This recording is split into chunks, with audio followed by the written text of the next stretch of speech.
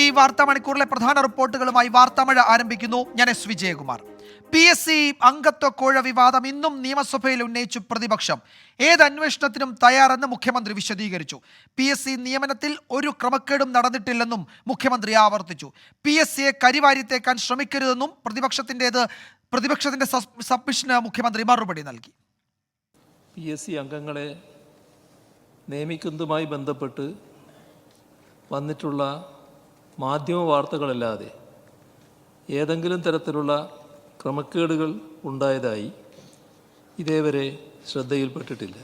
ഇതൊക്കെ ഉയർന്നു വന്ന പരാതിയെക്കുറിച്ചുള്ള അന്വേഷണങ്ങളാണെങ്കിൽ ആ കാര്യം നേരത്തെ തന്നെ വ്യക്തമാക്കിയിട്ടുണ്ട്. അതുമായി ബന്ധപ്പെട്ട് ഏത് തരത്തിലുള്ള ഗൗരവമായ അന്വേഷണവും നടത്താൻ സർക്കാർ സന്നദ്ധമാവും. ഒരു തരത്തിലുള്ള വഴിവിട്ട നടപടികളും ഇവിടെ അംഗീകരിക്കപ്പെടുകയോ അത് വകവെച്ചു കൊടുക്കുകയോ ചെയ്യില്ല. PSCയെ ലേലത്തിൽ വെക്കുന്നത് അപമാനകരമെന്ന് പ്രതിപക്ഷ നേതാവ് VD സതീശൻ കുറ്റപ്പെടുത്തി. വാങ്ങിയ കാശ് തിരിച്ചു കൊടുത്ത് ഒത്തുതീർപ്പിന് ശ്രമിക്കുകയാണെന്നും VD സതീശൻ ആരോപിച്ചു. മുഖ്യമന്ത്രിയുടെ മറുപടിയിൽ തൃപ്തരാകാതെ പ്രതിപക്ഷം നിയമസഭയിൽ നിന്നിറങ്ങിപ്പോയി. കേരള പബ്ലിക് സർവീസ് കമ്മീഷനിൽ അംഗമായി നിയമനം വാഗ്ദാനം ചെയ്ത് CPIM Kozhikode town area committee അംഗം കോഴിക്കോട് സ്വദേശിനിയായ ഒരു വനിതാ ഡോക്ടറിൽ നിന്നും 22 ലക്ഷം രൂപ കൈപ്പറ്റി എന്നുള്ള ആരോപണം വളരെ ഗൗരവത്തോടുകൂടി വരികയാണ്. പൊതുമരാമത്ത് വകുപ്പ് മന്ത്രിയുടെയും CPM കോഴിക്കോട് ജില്ലാ സെക്രട്ടറിയുടെയും ജില്ലയിൽ നിന്നുള്ള ചില MLA-മാരുടെയും പേരുകളൊക്കെ പറഞ്ഞാണ് ഈ യുവ നേതാവ് പണം കൈപ്പറ്റിയതെന്നാണ് ആരോപണം വന്നിരിക്കുന്നത്. പബ്ലിക് സർവീസ് കമ്മീഷനിൽ എന്ന് പറയുന്നത് ഒരു കോൺസ്റ്റിറ്റ്യൂഷണൽ പോസ്റ്റാണ്. അതിലെ അംഗം എന്ന് പറയുന്നത് അത് നിയമിക്കാൻ വേണ്ടിയിട്ട് അത് ലേലത്തിൽ വയ്ക്കുകയാണ്. ഇത് ആദ്യത്തെ സംഭവമാണ്. ഷഫീദ് റാവുത്തർ വിവരങ്ങൾ നൽകും. തിരുവനന്തപുരത്തു നിന്ന് ഷഫീദ്, തുടർച്ചയായി 2ാം ദിവസവും വിഷയം നിയമസഭയിൽ ഉന്നയിക്കുകയാണ് പ്രതിപക്ഷം. എന്തായിരുന്നു ഇന്ന് മുഖ്യമന്ത്രിയുടെ വിശദീകരണം? ഇന്നലെ പറഞ്ഞത് ആവർത്തിക്കുകയായിരുന്നോ ഇന്ന് മുഖ്യമന്ത്രി ചെയ്തത്, അതോ എന്തെങ്കിലും കൂടുതൽ വിശദാംശങ്ങളിലേക്ക് കടന്നോ? വിജയകുമാർ, തുടർച്ചയായ 2ാം ദിവസവും PSC കോഴ ആരോപണം നിയമസഭയിൽ പ്രതിപക്ഷം ഉന്നയിച്ചു. പ്രതിപക്ഷ നേതാവിന്റെ സബ്മിഷനായിട്ടാണ് ഇന്ന് വിഷയം സഭയിൽ വന്നത്. PSCയെ സംശയനിഴലാക്കിയെന്നും കേസെടുക്കാൻ പോലും സർക്കാർ തയ്യാറാവുന്നില്ലെന്നും പ്രതിപക്ഷ നേതാവ് VD സതീശൻ കുറ്റപ്പെടുത്തി. മാത്രവുമല്ല, മന്ത്രിമാരെയും MLA-മാരെയും ഒക്കെ ചൂണ്ടിക്കാണിച്ച് പണം വാങ്ങുന്നുവെന്നും PSCയെ ലേലത്തിൽ വെക്കുന്നത് അപമാനകരമാണെന്നും VD സതീശൻ സബ്മിഷനിൽ ഉന്നയിച്ചു. എന്നാൽ ആരോപണങ്ങൾ പൂർണ്ണമായും നിഷേധിച്ചായിരുന്നു മുഖ്യമന്ത്രിയുടെ മറുപടി. നിയമനങ്ങളിൽ ബാഹ്യ ഉണ്ടായിട്ടില്ലെന്നും നടപടികൾ സുതാര്യമാണെന്നും മുഖ്യമന്ത്രി അറിയിച്ചു. ഓരോ കാലത്തും അംഗങ്ങളുടെ എണ്ണം ഉയർത്തിയത് UDF സർക്കാരുകളാണെന്നും മുഖ്യമന്ത്രി തിരികെ വിമർശിച്ചു.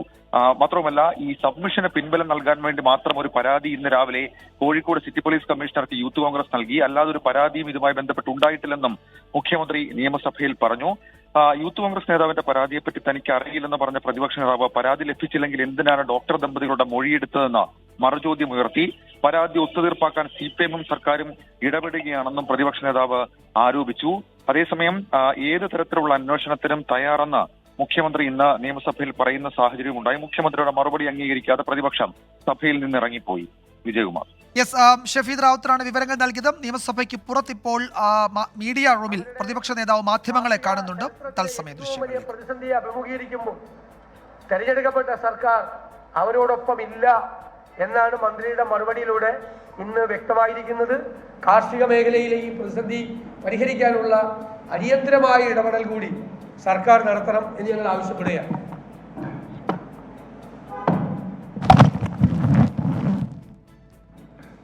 ബഹുമാനപ്പെട്ട പ്രതിപക്ഷ നേതാവ് ചൂണ്ടിക്കാണിച്ചതുപോലെ കാർഷിക രംഗത്തെ പ്രശ്നങ്ങൾ അതിരൂക്ഷമായ നേതാക്കൾ നിയമസഭയിലെ മീഡിയ റൂമിൽ മാധ്യമങ്ങളെ കാണുകയായിരുന്നു. PSC കോഴ വിവാദത്തെ പറ്റി ഒന്നും അറിയില്ല എന്നായിരുന്നു CPIM കോഴിക്കോട് ജില്ലാ സെക്രട്ടറി P മോഹനന്റെ പ്രതികരണം. എല്ലാ മാധ്യമങ്ങളുടെ കോലാഹലമാണെന്നും P മോഹനൻ പറഞ്ഞു. നിങ്ങൾ ഈ കോലാഹലം ഉണ്ടാക്കുന്ന പോലുള്ള സംബന്ധിച്ച ഒരറിവും ഞങ്ങൾക്കില്ല. എന്തോ PSC അംഗത്തെ നിയമിക്കാൻ പോകുന്നു. ആരും മാധ്യമങ്ങളും അതുപോലെ CPM-ന്റെയും ഗവൺമെന്റിന്റെയും രാഷ്ട്രീയ എതിരാളികളും കൂടി എന്തോ ഒരു PSC അംഗത്തിന്റെ നിയമനം നടത്താൻ പോകുന്നു എന്നൊക്കെ കേൾക്കുന്നു. അത്തരം ഒരു കാര്യങ്ങളെ സംബന്ധിച്ച് ഞങ്ങൾക്കൊരറിവില്ല, എനിക്കൊരറിവില്ല, പാർട്ടി ജില്ലാ കമ്മിറ്റിക്കും ഒരറിവില്ല. ഇതെല്ലാം ഇങ്ങനെ എന്തെങ്കിലും ഒരു കോലാഹലം ഉണ്ടാക്കി അതിൻ്റെ ഭാഗമായി മുഹമ്മദ് റിയാസിനെ, മന്ത്രി പാർട്ടി നേതൃത്വത്തിൻ്റെ ഭാഗമായ മുഹമ്മദ് റിയാസിനെയും അതുവഴി പാർട്ടിയെയും ഗവൺമെൻറ്റിനെയും എല്ലാം ഒന്ന് കരിവാരി തേക്കാം എന്നുദ്ദേശിക്കുന്ന കുറച്ച് മാധ്യമങ്ങളും അതുപോലെ രാഷ്ട്രീയ എതിരാളികളൊക്കെ ഉണ്ടാവും. അതൊന്നും നടക്കില്ല. ആരുടെ കയ്യിൽ നിന്നും പണം വാങ്ങിയിട്ടില്ല എന്ന ആരോപണ വിധേയനായ പ്രമോദ് കോട്ടൂളി ആവർത്തിച്ചു. പാർട്ടി തന്നോട് വിശദീകരണം ചോദിച്ചിട്ടില്ലെന്നും പ്രമോദ് കോട്ടൂളി പറഞ്ഞു. ഞാൻ ഒന്നും പറയുന്നില്ല, ഞാൻ യോഗത്തിൽ പങ്കെടുത്ത് കഴിഞ്ഞിട്ട് പറയാം. പോരെ, അല്ല പാർട്ടി പറയട്ടെ. അല്ല, ഞാൻ ആരോടും അങ്ങനെ ഒരു പൈസ വാങ്ങുന്ന ആളല്ല. ഒരു സാമ്പത്തിക ക്രമക്കേട് നടത്തിയ ഒരു ജീവചരിത്രം എനിക്കില്ല. എന്താ വെച്ചാൽ ഞാൻ ഈ നഗരത്തിലൊരു 10-30 കൊല്ലമായിട്ട് സാമൂഹ്യ പ്രവർത്തനം, രാഷ്ട്രീയ പ്രവർത്തനം നടത്തുന്ന ഒരാളാണ്. അങ്ങനെ ഒരാളോടൊരു അനാവശ്യമായിട്ടൊരു പണമോ മറ്റെന്തെങ്കിലും വാങ്ങി ചരിത്രം എന്നെ സംബന്ധിച്ചിടത്തോളം ഇല്ല. പിന്നെ അങ്ങനെ നമ്മൾ മനുഷ്യന്മാരല്ലേ, അല്ലാതെ എനിക്കറിയില്ല എന്താ സംഭവം എന്നുള്ളത്. ഞാനും ഇത് ഇങ്ങനെ അത്രമാത്രം ഒരു PSC അംഗത്തിന് എന്താ പറയുക, അതല്ലേ അതിന് മാത്രം വലിയൊരു നേതാവ് കൂടിയല്ല ഞാൻ, സാധാരണ ഒരു മനുഷ്യനാണ്. മിഥില ബാലൻ വിവരങ്ങൾ നൽകും കോഴിക്കോട്ട് നിന്ന്. മിഥില, ഈ പാർട്ടി ജില്ലാ സെക്രട്ടറി പറയുന്നത് മാധ്യമങ്ങൾ ഉണ്ടാക്കുന്ന കോലാഹലം അറിഞ്ഞിട്ടില്ല, കേട്ടിട്ടില്ല എന്നൊക്കെ പറയുമ്പോഴും കോഴിക്കോട്ടെ പാർട്ടിയിൽ നടക്കുന്ന ചർച്ച എന്താണ്? ഇന്നിപ്പോൾ അവൈലബിൾ സെക്രട്ടേറിയറ്റ്, ജില്ലാ സെക്രട്ടേറിയറ്റിൽ ഇത് ഉറപ്പായും ചർച്ചയ്ക്ക് വന്നു കാണുമല്ലോ. ഇത്തരത്തിലുള്ള പരാതി പാർട്ടിക്കോ ജില്ലാ സെക്രട്ടറി എന്ന നിലയിൽ തനിക്കോ ലഭിച്ചിട്ടില്ല എന്നാണ് പി മോഹനൻ ഇന്ന് മാധ്യമങ്ങളോട് പറഞ്ഞത്. എന്നാൽ അതല്ല, ഇന്നത്തെ സെക്രട്ടേറിയറ്റ്, അവൈലബിൾ സെക്രട്ടേറിയറ്റിൽ ഈ ഒരു വിഷയം ചർച്ച ചെയ്തിട്ടുണ്ട്. ഈ ആരോപണ വിധേയനായ പ്രമോദ് കോട്ടൂളിയോട് വിശദീകരണം തേടാനും തീരുമാനിച്ചിട്ടുണ്ട്. ഈ 13-നാണ് ജില്ലാ സെക്രട്ടേറിയറ്റും ജില്ലാ കമ്മിറ്റിയും ചേരുക. ആ ഒരു യോഗത്തിലായിരിക്കും ഈ വിഷയവുമായി ബന്ധപ്പെട്ട കൂടുതൽ ചർച്ച. വിശദീകരണം ലഭിക്കുന്ന മുറയ്ക്ക് ഏതെങ്കിലും രീതിയിലുള്ള നടപടിയിലേക്ക് പോകണോ അല്ല മറ്റെന്തെങ്കിലും എടുക്കണോ, അല്ലെങ്കിൽ അത്തരം കാര്യങ്ങളെല്ലാം തന്നെ തീരുമാനിക്കുക ഈ 13-ന് ചേരുന്ന ജില്ലാ സെക്രട്ടേറിയറ്റ്, ജില്ലാ കമ്മിറ്റി യോഗങ്ങളിലായിരിക്കും. ആ യോഗത്തിലെടുക്കുന്ന തീരുമാനമായിരിക്കും സംസ്ഥാന ഘടകത്തിന് കൈമാറുക. ഇതാണ് ഇന്ന് അവൈലബിൾ സെക്രട്ടേറിയറ്റ് യോഗത്തിൽ നടന്നത്.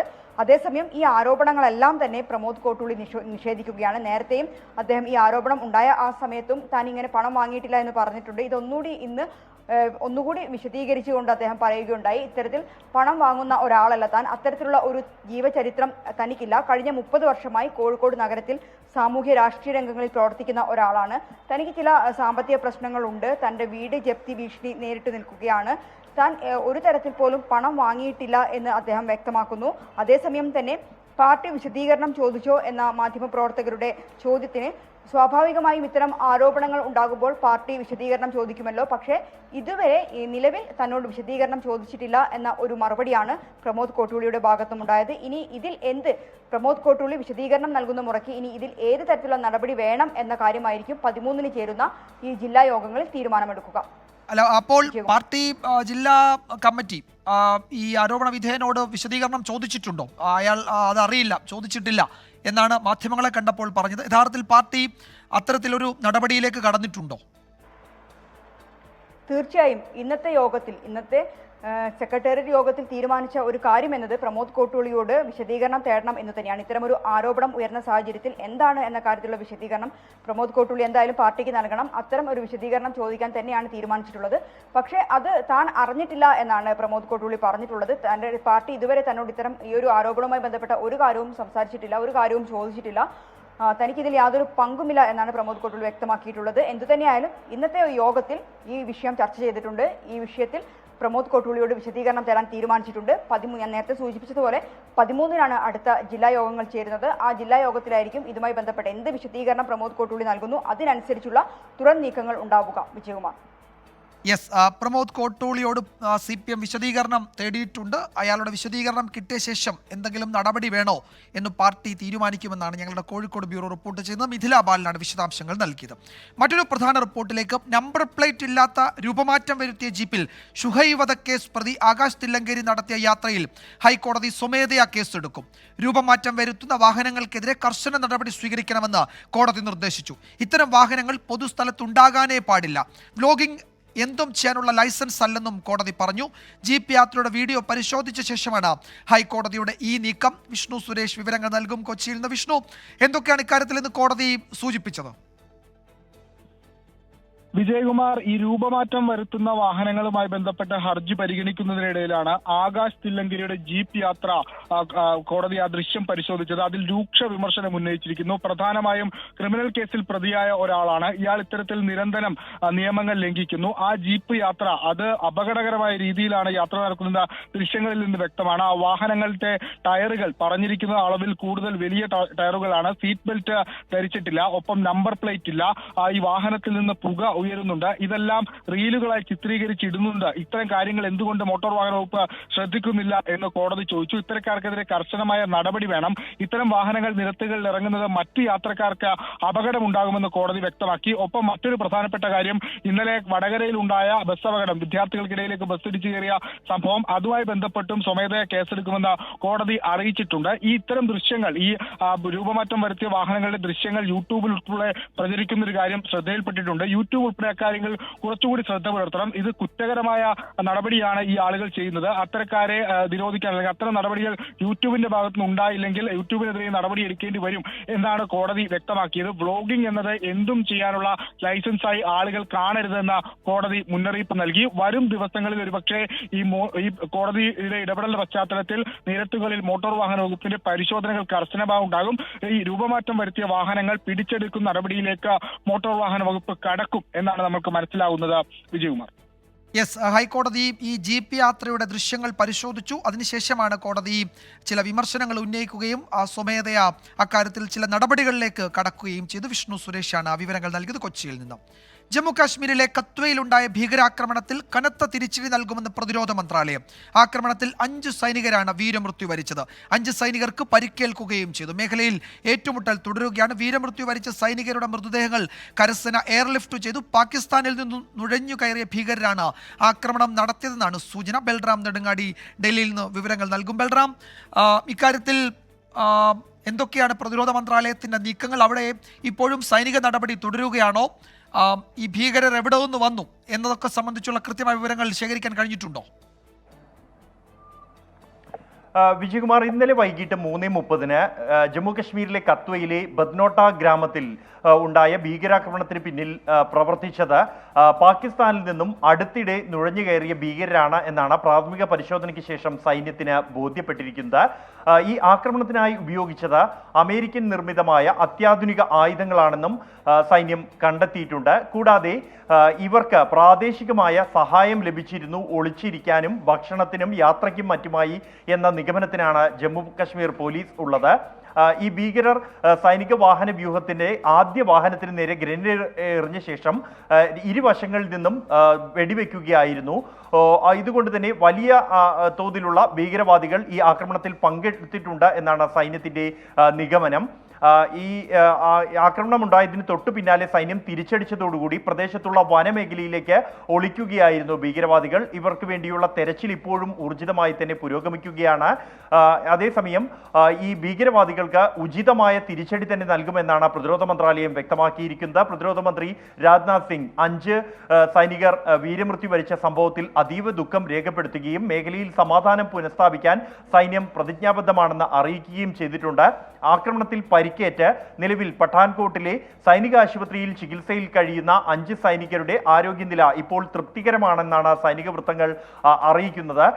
ഈ ജമ്മു കശ്മീർ ദേശീയ പാതയിൽ ഉൾപ്പെടെ ഇപ്പോൾ സുരക്ഷാ പരിശോധനകൾ ശക്തമാക്കിയിട്ടുണ്ട്. കൂടാതെ ഈ മേഖലയിൽ തിരച്ചിലിനായി കൂടുതൽ സൈനികരെയും ഒപ്പം തന്നെ കമാൻഡോകളെയും എത്തിക്കാനുള്ള നിർദ്ദേശവും നൽകിയിരിക്കുന്നു. മേഖലയിൽ വലിയ തോതിലുള്ള നുഴഞ്ഞുകയറ്റം തന്നെ അടുത്തിടെ ഉണ്ടായിട്ടുണ്ട് എന്ന ഇന്റലിജൻസ് റിപ്പോർട്ട് സൈന്യത്തിനുണ്ട്. ഇതിന്റെ അടിസ്ഥാനത്തിലാണ് ഈ പെട്രോളിംഗ് നടത്തിയത്. ഈ പെട്രോളിംഗ് സംഘത്തിന് നേരെയാണ് തന്ത്രപ്രധാനമായ മേഖലയിൽ വെച്ച് ഇത്തരത്തിലൊരു ഭീകരാക്രമണം ഉണ്ടായത്. ഈ ആക്രമണം നടന്ന മേഖല എന്നുള്ളത് ബദ്നോട്ട ഗ്രാമം എന്നുള്ളത് കത്വ നഗരത്തിൽ നിന്നും 150 കിലോമീറ്റർ അകലെയാണ്. ഒപ്പം തന്നെ ഹിമാചൽ പ്രദേശ്, പഞ്ചാബ് എന്നീ മറ്റ് അയൽ സംസ്ഥാനങ്ങളുടെ അടുത്ത് കിടക്കുന്ന ഒരു പ്രദേശം കൂടിയാണ്. ആളൊഴിഞ്ഞ പ്രദേശത്ത് ഒരു പാലത്തിന് തൊട്ടു മുൻപ് വെച്ചാണ് ഈ ഭീകരാക്രമണം ഉണ്ടായത്. വലിയ തോതിലുള്ള ഭീകരവാദി സാന്നിധ്യം തന്നെ ഈ മേഖലയിൽ ഉണ്ടായിരുന്നു എന്നുള്ള വിവരമാണ് സൈന്യത്തിന് ലഭിച്ചിരിക്കുന്നത്. പോലീസും സൈന്യവും സംയുക്തമായി തന്നെ ഈ വിഷയത്തിൽ അന്വേഷണവും ആരംഭിച്ചു കഴിഞ്ഞിട്ടുണ്ട്. വിജയകുമാർ. യെസ്, കത്വയിലെ ഭീകരാക്രമണത്തിനും കനത്ത തിരിച്ചടി നൽകുമെന്നാണ് പ്രതിരോധ മന്ത്രാലയം ഇപ്പോൾ മുന്നറിയിപ്പ് നൽകിയിരിക്കുന്നത്. 5 സൈനികരാണ് വീരമൃത്യു വരിച്ചത്, 5 പേർക്ക് പരിക്കേറ്റു. ഇവരുടെ ആരോഗ്യനില മെച്ചപ്പെട്ടിട്ടുണ്ട് എന്നാണ് ആശുപത്രി വൃത്തങ്ങൾ അറിയിക്കുന്നത്. ഏറ്റുമുട്ടൽ ഈ മേഖലയിൽ തുടരുകയാണ്. പാകിസ്ഥാനിൽ നിന്ന് നുഴഞ്ഞു കയറിയവരാണ് ആക്രമണം നടത്തിയതെന്നാണ് സൂചന. ബൽറാം നെടുങ്ങാടിയാണ് വിവരങ്ങൾ നൽകിയത്. മറ്റൊരു റിപ്പോർട്ടിലേക്ക്. വിരാട് കോഹ്ലിയുടെ പബ്ബിനെതിരെ ബംഗളൂരുവിൽ കേസ്. രാത്രി 1:30 കഴിഞ്ഞും തുറന്നു പ്രവർത്തിച്ചതിനാണ് ബംഗളൂരു പോലീസ് കേസെടുത്തത്. മനീഷ് മൂർത്തി വിവരങ്ങൾ നൽകും. മനീഷ്, എന്തൊക്കെയാണ് വിശദാംശങ്ങൾ? കേസെടുക്കാനിടയായ സാഹചര്യം എന്താണ്? വിജയകുമാർ, രാത്രി 1 മണി വരെ, 1 മണി വരെയാണ് ബംഗളൂരു നഗരത്തിൽ പബ്ബുകൾ പോലെയുള്ള സ്ഥാപനങ്ങൾക്ക് പ്രവർത്തിക്കാൻ അനുമതിയുള്ളത്. പക്ഷേ ഇതിപ്പോൾ കഴിഞ്ഞ ദിവസം 1:30 മണി വരെ ഈ പബ്ബ് പ്രവർത്തിക്കുകയും ഉച്ചത്തിൽ പാട്ട് വെക്കുകയും ഒക്കെ ചെയ്തിരുന്നു എന്നുള്ളതാണ് പരാതിയിൽ പറയുന്നത്. സമീപത്തുള്ള ഒരാളാണ് ഇതുമായി ബന്ധപ്പെട്ടൊരു പരാതി നൽകിയിരിക്കുന്നത്. വൺ നൈറ്റ് കമ്മ്യൂൺ എന്ന് പറയുന്നത്, അതായത് വിരാട് കോഹ്ലിയുടെ ഉടമസ്ഥതയിലുള്ള വൺ നൈറ്റ് കമ്മ്യൂൺ എന്നാണ് പബ്ബിന്റെ പേര്. അതിന് മിക്കവാറും മെട്രോ സിറ്റികളിലെല്ലാം തന്നെ ഈ പബ്ബ് പ്രവർത്തിക്കുന്നുണ്ട്. MG റോഡിലാണ് ബംഗളൂരു MG റോഡിലാണ് ഈ പബ്ബ് പ്രവർത്തിക്കുന്നത്. ഈ ഒരു കാര്യം കാണിച്ചാൽ ഇപ്പോൾ മാനേജർക്കെതിരെയാണ് പോലീസ് കേസെടുത്തിരിക്കുന്നത്. യെസ്, രാത്രി 1:30 കഴിഞ്ഞും തുറന്നു പ്രവർത്തിച്ചു എന്നാണ് പോലീസ് ചൂണ്ടിക്കാട്ടുന്നത്. ബംഗളൂരു പോലീസാണ് കേസെടുത്തിരിക്കുന്നത്. ഇപ്പോൾ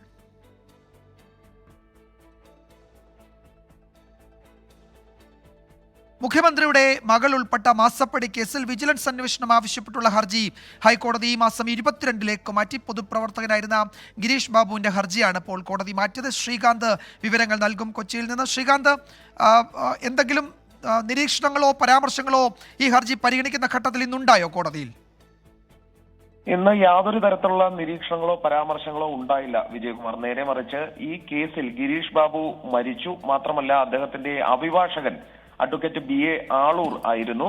അദ്ദേഹം ഈ കേസിൽ നിന്നും നിലവിൽ പിന്മാറിയ ഒരു സാഹചര്യം കൂടിയുണ്ട്.